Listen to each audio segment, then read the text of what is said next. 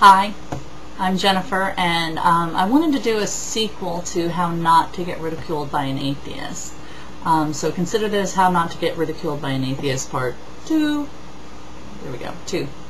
And the reason I wanted to do this is because I only really addressed half of the complaint that the theist had. And that was, you know, why the flying spaghetti monster? Why do we use these references? And in public discourse, it's usually because we're trying to make sure our rights as non-theists are respected by the government.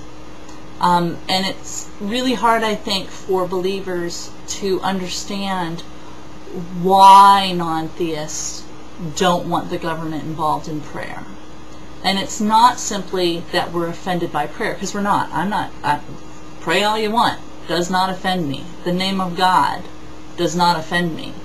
The reason I want government out of the prayer business and out of religious business is because I don't want to be treated like a second-class citizen. And the very nature of government involvement with religion creates in-groups and out-groups. And when it comes to religion and discrimination based on religion, you really don't want to be part of the out-group. And one of the great things about living in America is that our government is forbidden by law from endorsing religion, any religion. And if you want to consider the National Day of Prayer ruling, what almost all the believers are ignoring is that that ruling included a citation of 15 prior cases where the government was sued because they preferred one form of Christianity over another form of Christianity when organizing their prayer ceremonies. And so it's not just atheists and Jews and Hindus and Muslims and Buddhists who are discriminated against when the government gets involved in prayer. It's other Christians. Christians are discriminated against by government involvement in prayer because their form of Christianity might not be the preferred form of Christianity. But because like 75% of the country is Christian, I think they don't really understand what it's like for those of us who aren't to be subjected to religion via the government.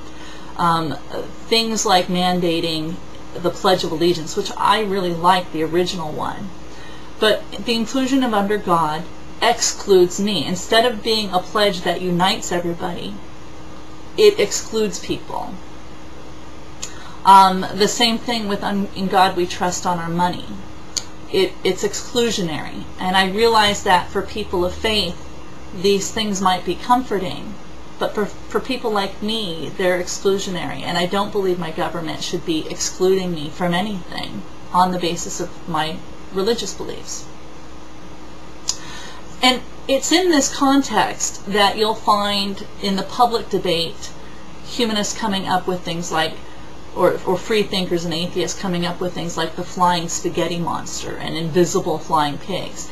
And again, the reason we come up with these examples is we are trying desperately to get good people of faith to see the issue from our perspective instead of viewing it from your perspective and thinking, well, but I want to pray, you don't have a right to prevent me from praying. We're trying to get you to see what it's like from the outside.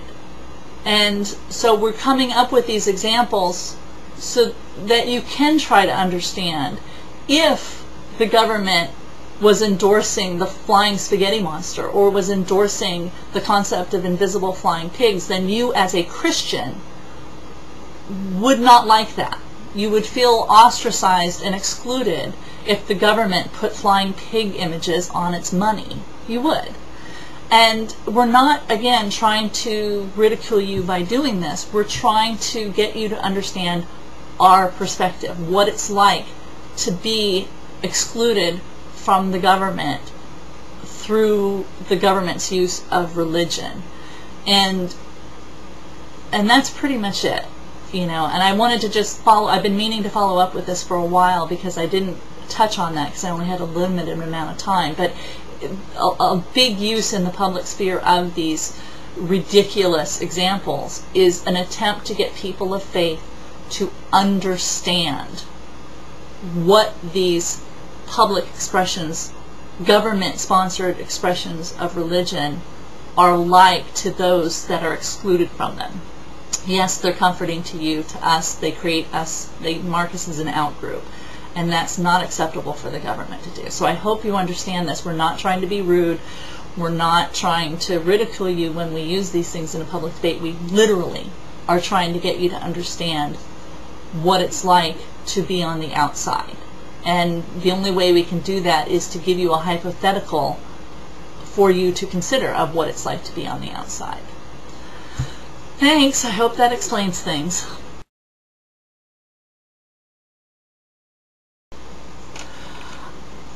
I think we need to address the flying spaghetti monster specifically, because that seems to be a point of contention. And the way the flying spaghetti monster came into being is, I think Kansas was talking about giving equal time in its textbooks to creationism. And as a way to explain why that was not appropriate, some guy came up with a letter about wanting equal time for the flying spaghetti monster. And the reason non-theists and pro-evolutionists have embraced the flying spaghetti monster is because the letter was extremely well written. There's more evidence for the existence of a flying spaghetti monster as laid out in this letter than there is for regular plain old Christian creationism. Of course, you have to understand science to have even gotten the joke. And that's not to say that, you know, creationists are stupid, but by and large, they don't know what the facts are. One of my friends is a creationist, and her logic on why she didn't believe in evolution was quite good. The problem was she had every single fact wrong. Like her logic, her ability to do logic was great, but what she had been told was true simply wasn't true. And so her entire construct for creationism was just based on falsehoods.